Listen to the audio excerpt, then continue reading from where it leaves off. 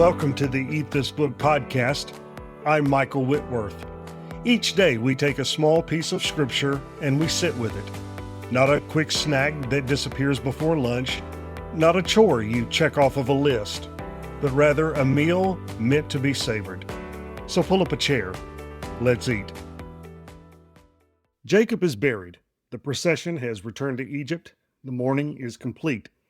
And now the brothers are afraid. With their father gone, they wonder if Joseph's kindness will last. What if Joseph still holds a grudge? What if he was only waiting for Jacob to die before taking revenge?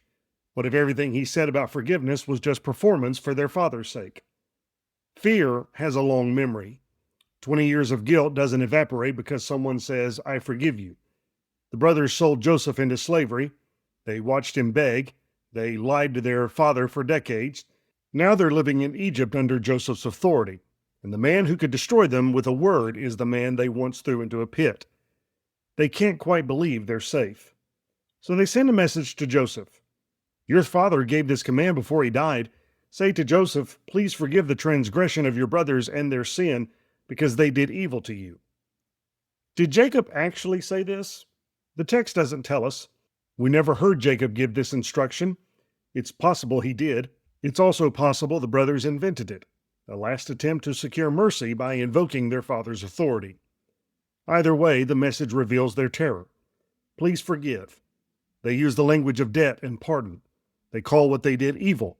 No more passive erasure, no more one is no more. They name it. They did evil.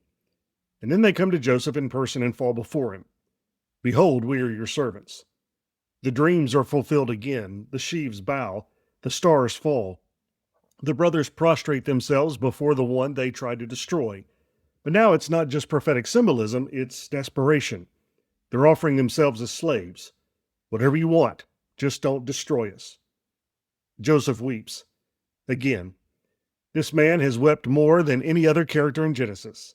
He wept when he heard their guilt. He wept when he saw Benjamin. He wept when he revealed himself. He wept over his father's body. And now he weeps at his brother's fear. Why the tears? Maybe because after everything, the reconciliation, the embrace, the years together in Egypt, they still don't believe him. They still think he's the kind of man who would wait for their father to die and then extract vengeance. They still don't understand who he is. Forgiveness extended but not received is its own kind of grief. Joseph speaks. "Do not fear. Am I in the place of God?" The question cuts to the heart of everything. Vengeance belongs to God. Judgment belongs to God. Joseph is not going to put himself in that seat. He's not interested in playing deity with his brothers' lives. Whatever they deserve, and they deserve something, it's not Joseph's place to deliver it. This is not weakness, it's theology. Joseph has thought carefully about his role. He administers Egypt, he manages famine, he provides for nations, but he will not take on the work of ultimate judgment.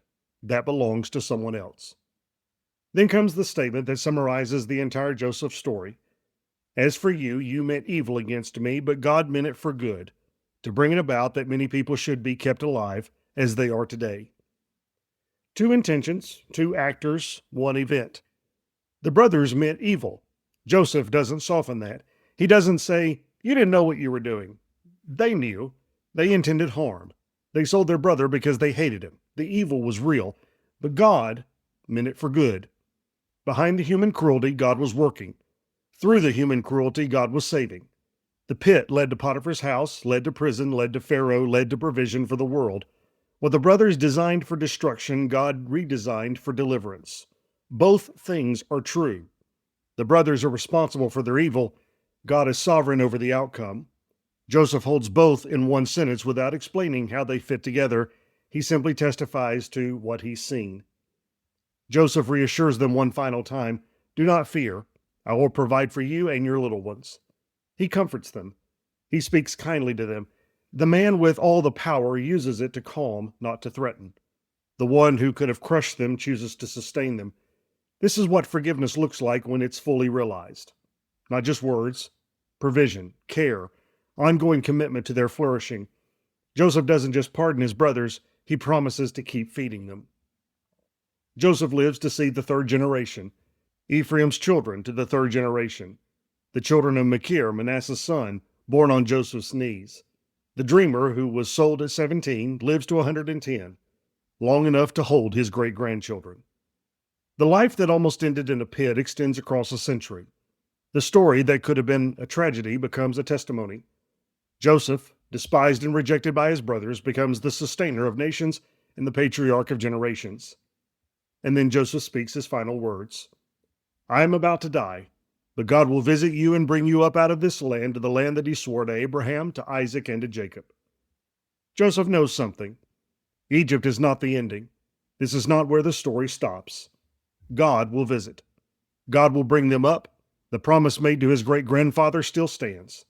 Canaan is still the destination. Joseph has lived his entire adult life in Egypt. He rose to power there. He married there. He raised children and grandchildren there. He saved the world from there. And yet, at the end, he knows this is temporary. God has something else in mind. And then Joseph makes them swear, God will surely visit you, and you shall carry up my bones from here. Carry my bones. That same request Jacob made, but with a difference. Jacob was carried to Canaan immediately. Joseph will wait. His bones will stay in Egypt for generations until the visitation comes, until God brings Israel up. Joseph's bones become a promise. For 400 years, those bones will sit in Egypt. Through slavery, through oppression, through the cries of the Israelites under Pharaoh's cruelty, Joseph's coffin will be there, a silent testimony, a reminder. God will visit. We're going home. Carry my bones. When Moses finally leads Israel out of Egypt, Exodus tells us that he takes Joseph's bones with him. The promise made at the end of Genesis is kept at the beginning of Exodus. Joseph's faith reaches across centuries. Joseph dies at 110 years old. They embalm him. They put him in a coffin in Egypt. That's how Genesis ends. Not in the promised land, not with triumphant possession. A coffin in Egypt. A people waiting and a promise not yet fulfilled. But also a family preserved. A future secured. 12 sons become 12 tribes. 70 people will become a nation. The seed of Abraham, planted in Egyptian soil, will one day burst out of the ground and march toward Canaan. Genesis ends in exile, but exile isn't the end. Here's what I think we should savor from this passage. First, forgiveness must be received to complete its work. Joseph forgave his brothers years earlier. They couldn't absorb it. They kept waiting for the other shoe to drop. Even after reconciliation, they expected revenge. Some people struggle to receive forgiveness because they know what they did. They can't imagine being released from it. If you've offered forgiveness that someone can't seem to accept, this passage says, be patient. Joseph kept reassuring, he kept providing, he wept at their fear, but he didn't give up. Second, you are not in the place of God. Joseph's question is for everyone who's been wronged. The temptation after betrayal is to become judge, jury, and executioner, to take vengeance into your own hands because waiting for God to act feels too slow, too uncertain. Joseph refused that seat. He acknowledged his brother's evil and released it to a higher court. If you're carrying bitterness towards someone who's wronged you, if you're rehearsing what you'd like to do to them, this passage asks, are you in the place of God? That's not your chair. That's not your role. You can name the evil clearly and still refuse to be its punisher. And God's sovereignty doesn't erase human responsibility. Joseph didn't say, it was all God's plan, so you're off the hook. He said, you meant it for evil. God meant good. Both are true. The brothers were guilty. God was working. The mystery isn't resolved by choosing one or the other. It's held in tension.